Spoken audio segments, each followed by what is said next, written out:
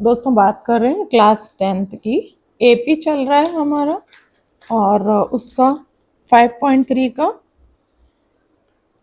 Question number third है और third का सिक्स्थ वाला हम स्टार्ट कर रहे हैं। बाकी के हमारे प्रीवियस वीडियोस में हो चुके हैं और आपको बायो में लिंक सभी का मिल जाएगा। अगर वीडियोस शॉर्ट रहते हैं तो नेक्स्ट वीडियो आपको फाइंड नहीं करना पड़ेगा कमेंट सेक्शन में जा कर के, या फिर डिस्क्रिप्शन में आपको बाकी के जो रिलेटेड वीडियोस हैं लाइक चैप्टर 5 है तो चैप्टर 5 के सारे लिंक आपको डिस्क्रिप्शन बॉक्स में या फिर कमेंट सेक्शन में मिल जाएंगे।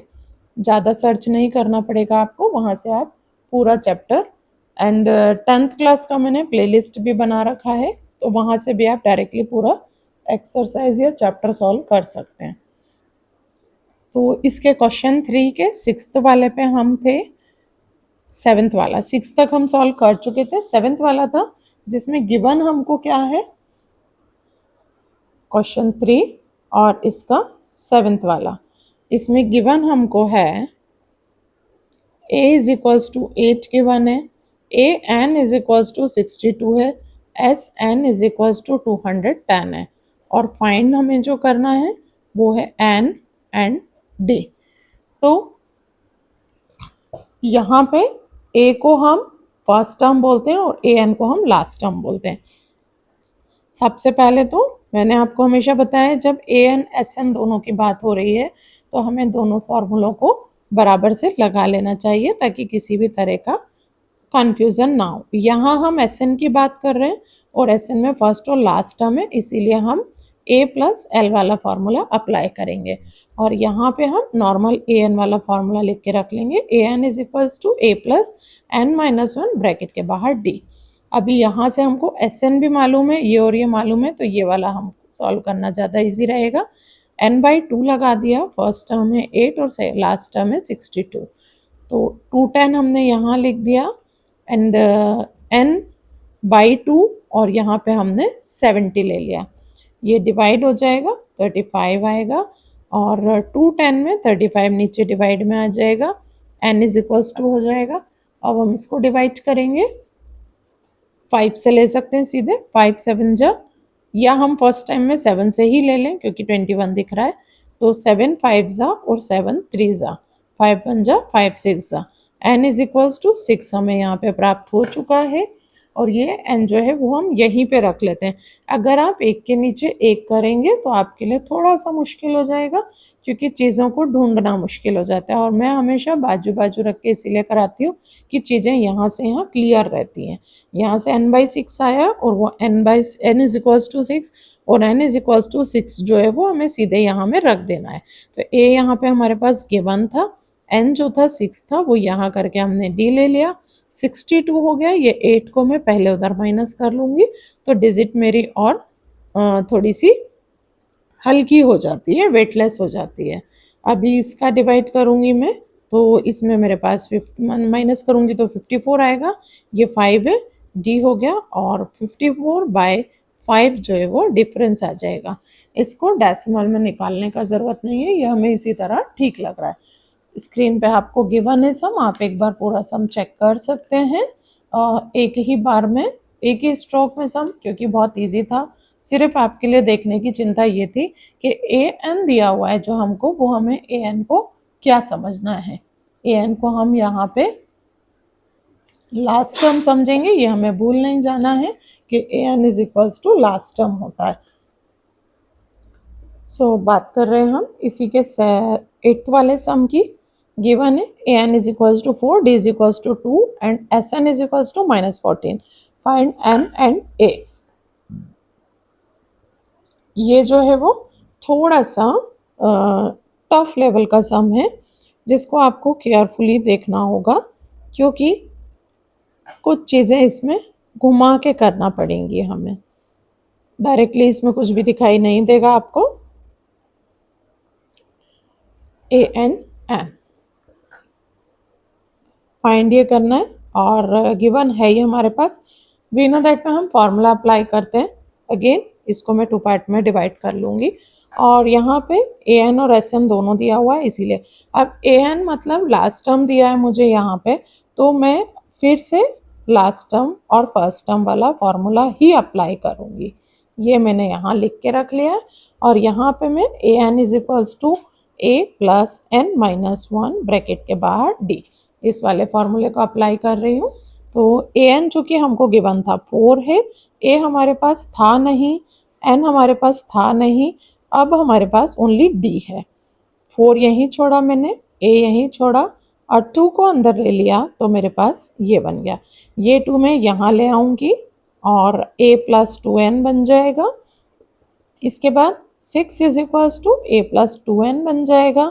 अब मैं यहाँ पे एक 2n को वहाँ ट्रांसफ़र करके a का एक इमेजिनरी वैल्यू बना लूँगी। ये मैंने a का वैल्यू बना लिया कि a is equals to 6 minus 2n होता है। ये a मैं यहाँ पे पुट करने जा रही हूँ। Sn हमको गिवन था -14 इज इक्वल्स टू n नहीं पता है, 2 जो है वो नीचे 2 ही है और यहाँ a की जगह मैं ये वाला वैल्यू रख रही हूँ 6 माइनस 2n का। l हमको गिवन था जिसको हम an कह रहे थे। ये इस तरीके से बन गया। 2 को मैं यहाँ शिफ्ट कर दूंगी तो 14 2 जा 28 हो जाएगा। तो मेरे सवाल जो है और थोड़ा सा वेटलेस हो जाएगा, लाइट हो जाएगा। अब 6 माइनस 2n प्लस 4 करा, 4 और 6 को भी मैं ऐड कर दूंगी यहाँ पे, तो ये n हो जाएगा, ये 10 हो जाएगा, माइनस 2n हो जाएगा। -28 ऐसे ही रहेगा, n को मैं अंदर ले जा रही हूँ तो 10n बन रहा है, -2n स्क्वायर बन रहा है। जैसे यहाँ पे स्क्वायर होता है हमारे दिमाग में क्लिक हो जाता है कि ये क्वाड्रेटिक बन जाएगी। 2n को वहाँ ले आते हैं तो प्लस में हो जाएगा, 10n को भी यहाँ ले आते हैं तो माइनस में हो जाएगा और 28 अपनी जगह पे ही है, इसके साथ n है, ये 0 हो गया। अब ये हमारी इक्वेशन बन गई है। अब हम इक्वेशन को सॉल्व करेंगे और साथ में हमारे 2 वैल्यूज निकलेंगे जिसमें से एक वैल्यू को हमको n का वैल्यू कंसिडर करना होगा। तो ये हमको इक्वेशन मिला हुआ है और ये जो हमने वैल्यू इमेजिन किया था वो यहाँ पे मैंने लिख लिया है ताकि हम भूल ना जाएं। यहाँ से हमको मिडिल टर्म स्प्लिट करना है तो 28 2 जा 56 होता है और 56 माइनस 10 को स्प्लिट करने के लिए 56 के लिए हम लेंगे 14 और 4, क्योंकि 14 माइनस 4 जो है वो हमको 10 मिल जाता है। तो 14 और 4 में करा मैंने इसको डिस्ट्रीब्यूट, 4n मैंने पहले ले लिया और 14 माइनस का, क्योंकि ये माइनस का साइन है, माइनस के साथ ले लिया यहाँ पे, मिडिल टर्म को स्प्लिट कर दिया यहाँ पे। इन दोनों को पेयरिंग करेंगे, यहाँ से हमने 2n निकाला तो बचा n प्लस 2 और यहाँ से माइनस निकाला, साथ में 14 निकाला तो बचा n प्लस 2, इस तरह से बचा। ये हो गया हमारा 2n minus 14 is equals to 0 और ये हो गया हमारा n plus 2 is equals to 0। तो यहाँ पे दोनों ही कंडीशन में हमारे पास आ रहा है 2n इज इक्वल्स टू 14 हो जाएगा और यहाँ पे n इज इक्वल्स टू 7 और यहाँ पे n इज इक्वल्स टू -2 आ रहा है। तो ये -2 हम कंसिडर नहीं कर पाएंगे क्योंकि नंबर तो था, n जो है वो नंबर ऑफ नंबर्स होते हैं और ये कभी भी माइनस में नहीं आते, तो हम n इज इक्वल्स टू 7 को कंसिडर करेंगे। और फाइंड हमको n भी करना था और a भी करना था, तो यहाँ n हमारा फाइंड हो चुका है। a जो हमने यहाँ बना के रखा हुआ था उसको हम अभी बना लेते हैं। 6 हो गया माइनस यहाँ 14 हो गया इज इक्वल्स टू a हो गया, 6 में से 14 जाएंगे तो यहाँ पर, तो यहाँ पे हमको -8 इज इक्वल्स टू a मिल गया और इसे हम प्रॉपर फॉर्म में इज इक्वल्स टू -8 रख लेंगे और ये हमारे दोनों ही वैल्यूज निकल आए। तो ये थोड़ा टफ था सम, लेकिन इसको एक इजी फॉर्म में घुमा करके मैं ले आई हूँ। तो ये वाला भी हो गया हमारा। अब सेम ही एक्सरसाइज का यहाँ पे हमारे को 9th वाला सम दिख रहा है, a इज इक्वल्स टू 3 दिख रहा है, n इज इक्वल्स टू 8 दिख रहा है and s is equals to और d। यहाँ पे a और n गिवन है, sn गिवन है, फर्स्ट और लास्ट टर्म गिवन नहीं है हमारे पास और हमको खाली d फाइंड करना है। तो ये काफ़ी इजी सम है, ये आसानी से जल्दी हो जाएगा। तो जैसा कि मैंने आपको बताया है कि ये एक बहुत ही सिंपल सा सम गिवन है, यहाँ हमको बहुत ज़्यादा तकलीफ नहीं आने वाली है। a इज इक्वल्स टू 3 है, n इज इक्वल्स टू 8 है और s इज इक्वल्स टू 192 है हमारे पास और फाइंड हमको ओनली d करना है। तो कोई दिक्कत नहीं है, यहाँ पे an की बात नहीं हो रही है इसलिए हम an का कोई फॉर्मूला नहीं लगाएंगे क्योंकि sn से भी हमारा काम चल जाएगा। एंड फ्रेंड्स, अगर आप लोगों ने अभी तक चैनल को लाइक और सब्सक्राइब नहीं किया है तो आप सबसे पहले वीडियोस को लाइक करें, चैनल को सब्सक्राइब करें, क्योंकि इसी तरह तभी आपका और हमारा साथ बना रहेगा और हम आगे इजी फॉर्म में सम्स को कर पाएंगे। तो साथ में हम सॉल्व भी करते जाएंगे। Sn is equals to 192 given है, n जो था वो 8 ऑलरेडी गिवन है, 2 के साथ a देना है 3 और साथ में देना है n मीन्स 8, 1 एंड d। तो मैंने हमेशा आप लोगों को बोला है मेरे साथ जुड़े रहेंगे तो आप इजी फॉर्म में सम्स को कर पाएंगे। ये मैंने यहीं डिवाइड कर दिया है और नेक्स्ट में मैं इस 4 को यहाँ भी उठा लाई हूँ ताकि समस्या जो है वो छोटी रहे, बड़ी ज़्यादा ना बने। तो ये 6 हो गया, 8 माइनस 1 7d हो गया। इसको जब मैंने यहाँ डिवाइड किया तो 4 4 जा 16 और 4 8 जा 32, तो ये हो गया 48 is equals to 6 plus 7d हो गया। और अब ये सवाल बहुत ही आसान हो गया है क्योंकि 48 माइनस 6 कर दिया और 7d बचा यहाँ पे, और ये हो गया 42 इज इक्वल्स टू 7d और ये मैंने कट कर दिया and d is equal to 6 answer आ गया। तो ये दिखने का बहुत बड़ा था लेकिन ये बहुत ही इजी सम था। अब हमें कैसे पता चलेगा an का फॉर्मूला लगाना है या sn का, तो मैं आपको हर सवाल के पहले बता रही हूँ कि जब भी an और sn साथ में दिया हो तो हमको दोनों फॉर्मूले साथ में चलाना चाहिए। अब मुझे यहाँ an गिवन नहीं था और an अगर गिवन होता भी और an फाइंड करना होता तो मैं n पे जाती। यहाँ मेरे पास a था, d था और sn था, तो मैं यहाँ पे सिर्फ sn के फॉर्मूले से काम चलाऊंगी। और अगर यहाँ n की जगह an गिवन होता तब फिर मैं a प्लस एल का फॉर्मूला लगाती। जो चीज़ें हमारे पास जो रिक्वायरमेंट होता है उससे रिलेटेड जो गिवन होते हैं तब हमें समझना चाहिए कि क्या लगाना है।